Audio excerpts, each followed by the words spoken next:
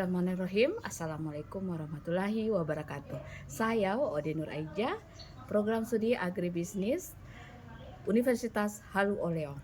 Penyuluh pertanian sangat penting untuk pembangunan pertanian berkelanjutan dan kesejahteraan masyarakat desa.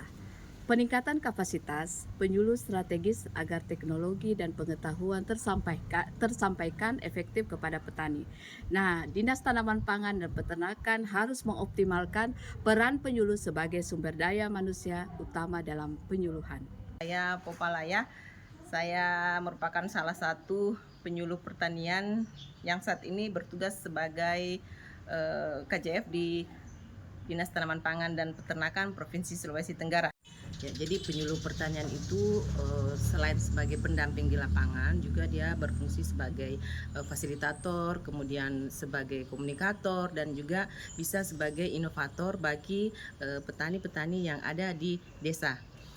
Bagaimana tugas-tugas pokok yang dijalankan selain administrasi yang selama ini dikerjakan? Ya kalau untuk tugas pokok itu sendiri sebenarnya penyuluh itu perannya sangat banyak ya. Jadi seperti yang saya katakan tadi bahwa penyuluh itu sebagai pendidik, dia juga sebagai fasilitator, dia juga sebagai komunikator, dan bisa sebagai inovator. Jadi di lapangan itu apa yang dibutuhkan petani usahakan itu harus kita tahu. Jadi penyuluh itu sifatnya polivalen ya. Jadi petani tidak berpikir bahwa dia ini sarjana peternakan, dia ini sarjana pertanian. Pada saat di lapangan itu kita diwajibkan untuk mengetahui semuanya.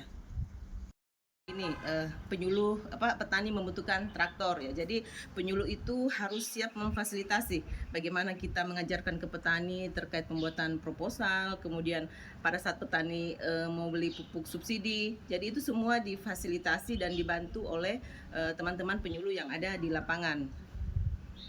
Penyuluh juga dituntut untuk selalu belajar dan terus belajar ya. Jadi ketika misalnya kita ada inovasi terbaru, itu bisa kita seperti membuat demplot ya, membuat demplot di BPP ataupun misalnya di lahan petani. Jadi dengan begitu petani bisa mengadopsi apa yang kita ajarkan.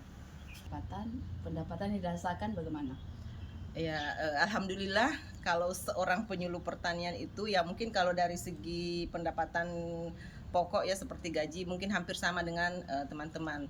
Tapi kalau di kami di fungsional itu tetap ada yang namanya tunjangan fungsional. Jadi itu dia melekat di gaji.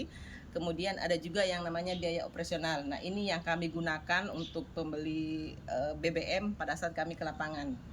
Ibu sudah menyandang prestasi penyuluh teladan.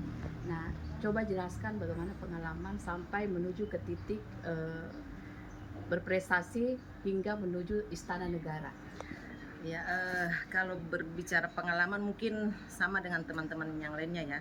Jadi intinya kalau pribadi kita kerja ikhlas dalam artian apapun itu ya kita jalani saja. Jadi kemarin itu ketika mengikuti seleksi itu saya tidak terlalu banyak mempersiapkan macam-macam.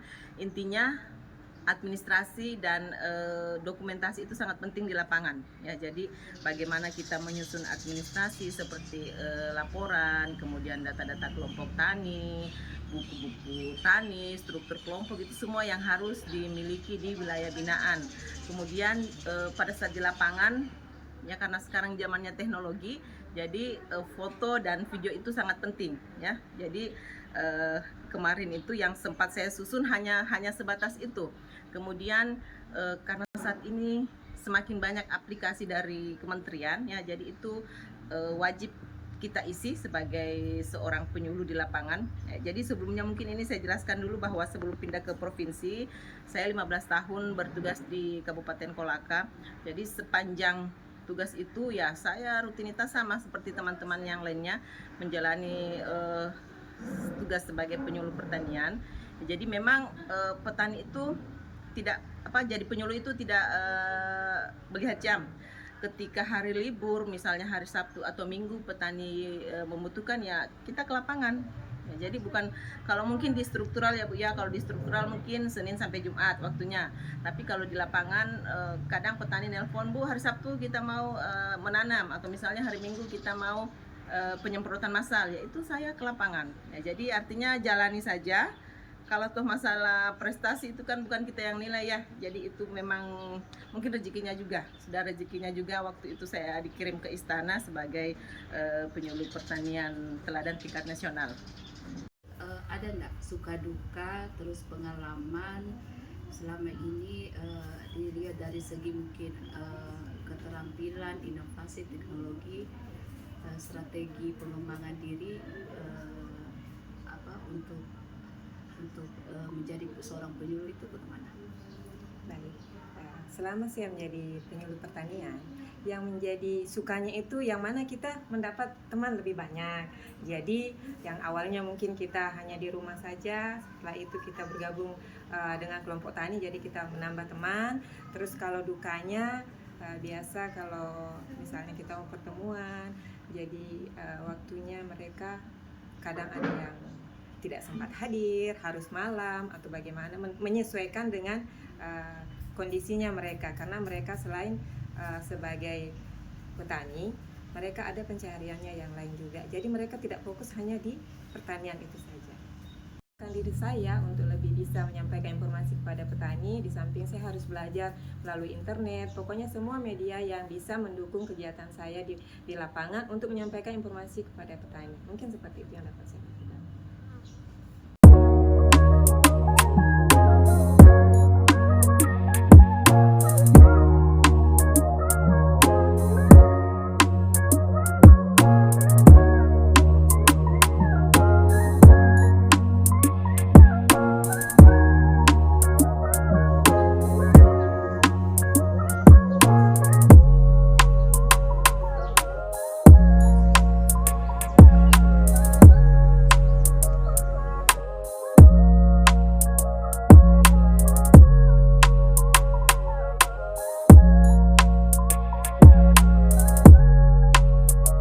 Pembelajaran antara di lapangan dan di kota.